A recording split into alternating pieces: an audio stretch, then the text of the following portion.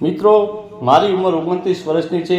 3 વર્ષ પહેલાં મારી પત્ની એક અકસ્માતમાં મને એકલો મૂકીને દુનિયાની વિદાય થઈ ગઈ હતી।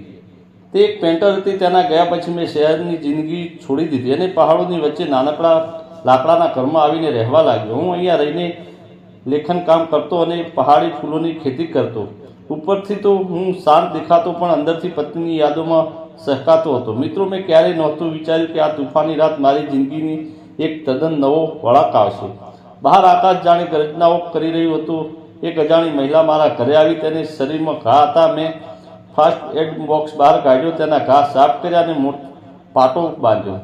તે ઠંડીથી ધ્રુજી રહી હતી અને તેના કપડાં કાદવ અને પાણીથી લથપથ હતા। મેં તેને કબાટમાંથી કંઈક કાપવા માટે કબાટ ખોલ્યો। ત્યાં જ મારી નજર પતિના એ પીળા રંગના કુર્તા પર અને પ્લાઝા પર પડી, જે તે પોતાના પેઇન્ટિંગ કામ કરતી વખતે પહેરતી હતી। તેના પર આજે પણ કલરના આછા આછા ડાઘ અને સુગંધ એકબંધ હતા। મારી આંખો ભરાઈ આવી। શું હું મારી પત્નીની આ અંગત યાદ કોઈ અજાણી છોકરીને આપી દઉં? પણ એ યુવતીની ગંભીર હાલત જોઈને મારામાં રહેવાય નહીં। મેં કપડાં લીધા અને તેની બાજુમાં મૂક્યા। થોડી વારમાં તેને હોશ આવ્યો। તે પોતાના ઘા અને અજાણ્યા ઘરને જોઈને ડરી ગઈ। મેં તેને શાંત પાડી અને હાથમાં ગરમ દૂધનો ગ્લાસ આપતા કહ્યું, ગભરાશો નહીં, તમે સુરક્ષિત છો। બાજુના રૂમમાં જઈ અને આ કપડાં બદલી લો, નહીંતર તબિયત વધુ બગડશે। તે ધીમે પગલે અંદર ગઈ અને કપડાં બદલીને બહાર આવી। એ કપડાં જ્યારે મેં તેને જોઈ તો મારું હૃદય એક ધબકારો ચૂકી ગયું। તેનો ચહેરો ભલે અલગ હતો, પણ તે કપડામાં તેની સાદગી બિલકુલ મારી પત્ની જેવી પવિત્ર લાગતી હતી। મેં પૂછ્યું, તમારું નામ શું છે અને તમારી આ હાલત કેવી રીતે થઈ? તેણે દૂધ પીતા પીતા ધ્રુજતા અવાજે કહ્યું કે હું એક ફોટોગ્રાફર છું। અહીંયા પહાડોની અંદર પક્ષીઓના ફોટો લેવા આવી હતી, પણ સાંજ પડતા જ રસ્તો ભૂલી ગઈ અને અચાનક આ વાવાઝોડું શરૂ થઈ ગયું। અંધારામાં મારો પગ લપસ્યો અને હું પહાડના પથ્થરો પરથી નીચે સરી પડી।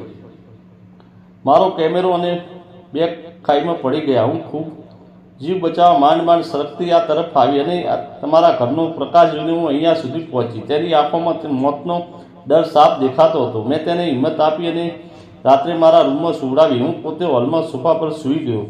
બીજે દિવસે સવારે તેનો પગ સૂજી ગયો હતો। તે ઊભી પણ નહોતી થઈ શકતી। મેં કહ્યું, જ્યાં સુધી તમારો પગ સારો ન થાય ત્યાં સુધી તમે અહીંયા જ આરામ કરવો પડશે।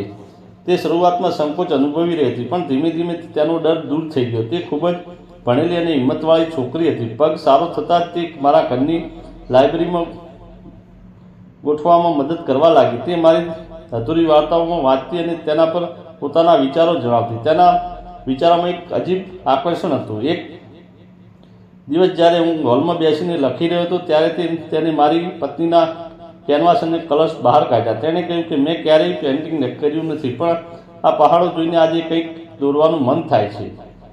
તેને બ્રશ હાથમાં લીધું। તેનો કલર કરવાનો અંદાજ, ચહેરા પરથી એકાગ્રતા જોઈને મને 3 વર્ષ પછી પહેલીવાર એવું લાગ્યું કે મારા ઘરમાં ફરીથી જિંદગી શ્વાસ લઈ રહી છે। હું કલાકો સુધી તેને જોતો રહ્યો। તેની હરણ જેવી આંખો અને હસતી વખતે ગાલમાં પડતા ખંજન મારા દિલને જીતી ચૂક્યા હતા। મને તેનાથી પ્રેમ થઈ ગયો હતો। એક સાંજે પહાડ પર સૂર્યાસ્ત થઈ રહ્યો હતો। તે મારી બાજુમાં આવીને ઊભી રહી ગઈ અને બોલી, હવે મારો પગ બિલકુલ સાજો થઈ ગયો છે। કાલે સવારે મારી ટીમ મને લેવા આવી રહી છે। તેની વાત સાંભળીને મારું દિલ બેસી ગયું। 3 વર્ષનો એકાંત ફરી મારી સામે આવીને ઊભો રહી ગયો। હું મારી જાતને રોકી ન શક્યો। મેં તેનો હાથ પકડ્યો, તેની આંખમાં જોયું અને કહ્યું, તું મારી પત્નીના ગયા પછી મારું જીવન અટકી ગયું હતું, પણ તારા આવ્યા પછી મને ફરીથી જીવવાની ઈચ્છા થઈ છે। શું તું હંમેશા માટે મારી બનીને અહીંયા જ રોકાઈ જઈશ? તે સપષ્ટ થઈ ગઈ અને તેની આંખમાંથી આંસુ વહી ગયા। તેણે મને જોરથી ગળે લગાડી લીધો અને વાલથી મારા ગાલ પર ચુંબન લીધો। તેણે કહ્યું, પણ તારા આ એકલતાના ઘરને અને તને પ્રેમ કરવા લાગી છું। અને ત્યારબાદ તે મુંબઈ પાછી ન ગઈ અને અમે બંને પહાડી મંદિરમાં પૂજારીની હાજરીમાં સાદગીથી લગ્ન કરી લીધા। આજે અમારી એક નાની દીકરી છે। મારું જીવન હવે ખુશીઓથી છલકાઈ રહ્યું છે। મિત્રો, વિડીયોને લાઇક, શેર અને ચેનલને સબસ્ક્રાઈબ કરવાનું ન ભૂલતા। વિડીયો પૂરો જોવા બદલ આપ સૌ મિત્રોનો ધન્યવાદ।